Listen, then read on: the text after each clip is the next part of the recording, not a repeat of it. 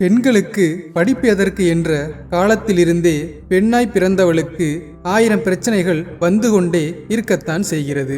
அந்த வழியில் வந்தவள்தான் காயத்ரி. அன்பான கணவன் அமைந்தாலும் அவள் திருமண வாழ்க்கை வலி நிறைந்ததாகவே இருந்தது.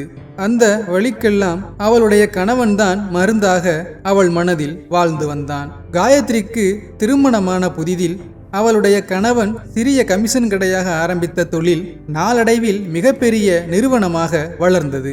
பணமும் சொத்துக்களும் சேர ஆரம்பித்தது.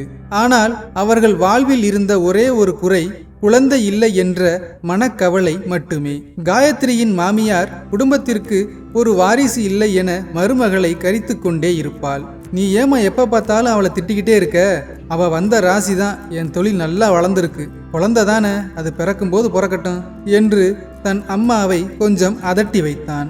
இன்னொரு பக்கம் காயத்ரி கணவனின் அண்ணன் குடும்பத்தினர் தன்னுடைய தம்பிக்கு குழந்தை இல்லாததால் அந்த சொத்துக்கள் அனைத்தையும் நாம் அனுபவிக்கலாம் என நினைத்து கடைசி வரை காயத்ரிக்கு குழந்தை பிறக்கக்கூடாது என மனதில் நினைத்து கொண்டிருந்தனர். ஆனால் காயத்ரியை அவளுடைய மாமியார் குழந்தை இல்லை என்று திட்டும் போதெல்லாம் அவளுடைய கணவனின் அண்ணனும் அவருடைய மனைவியும் அவளுக்கு உறுதுணையாக இருப்பது போல் நடிப்பார்கள். காயத்ரிக்கு 45 வயது ஆன போதும் அவளுக்கு குழந்தை பிறக்கவில்லை. அவளுடைய மாமியாரும் திட்டுவதை நிறுத்திவிட்டாள். ஆனால் காயத்ரியின் மனது அம்மா என்று அழைக்க ஒரு குழந்தை இல்லையே என வருத்தப்பட ஆரம்பித்தது. அவள் வருத்தமும் கண்ணீரும் கடவுளுக்கு கேட்டுவிட்டதோ என்னவோ. 50 வயதில் காயத்ரி கர்ப்பமானாள். அந்த செய்தியை கேட்டு அவளுடைய கணவனும் மாமியாலும் மிகவும் சந்தோஷப்பட்டு இதுவரை இருந்த குறை நீங்கிவிட்டது என்று ஆனந்த கண்ணீரில் மூழ்கினர். ஆனால் காயத்ரி கணவனின் அண்ணன் குடும்பத்தினர் தங்களுடைய எண்ணம் பாழாய் போனதை நினைத்து கவலைப்பட்டனர். அந்த வருத்தம் கோபமாக மாறி அக்கம்பக்கத்தினரிடம் 50 வயதிலேயே குழந்தை பெற்றுக்கிறது, அசிங்கமா இல்ல என்று புரணி பேச ஆரம்பித்தனர்.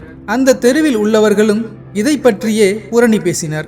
ஆனால் அதை பற்றி காயத்ரியும் அவள் கணவனும் கவலைப்படாமல் தங்களுக்கு குழந்தை பிறக்கப் போவதை நினைத்து மிகவும் சந்தோஷப்பட்டனர். தன் அண்ணனின் குடும்பத்தினர் தன்னுடைய சொத்துக்கு ஆசைப்படுவதை அறிந்த காயத்ரியின் கணவன் அவர்களுக்கு ஒரு சில சொத்துக்களை எழுதி வைத்தார். அதன் பிறகு அவர்கள் அமைதியானார்கள். 10 மாதம் கழித்து காயத்ரிக்கு இரட்டை குழந்தையாக ஆண் குழந்தை ஒன்றும் பெண் குழந்தை ஒன்றும் பிறந்தது. இத்தனை நாள் காத்திருந்ததற்கு கடவுள் நல்ல பலன் கொடுத்திருப்பதாக சந்தோஷப்பட்டனர். காயத்ரியின் மாமியார் அந்த தள்ளாத 80 வயதிலும் தன் பேர பிள்ளைகளை பாசத்தோடு கொஞ்சி மகிழ்ந்தாள். இந்த கதை உங்களுக்கு பிடித்திருந்தால் தயவு செய்து சப்ஸ்கிரைப் பண்ணுங்க, சப்போர்ட் பண்ணுங்க. நன்றி.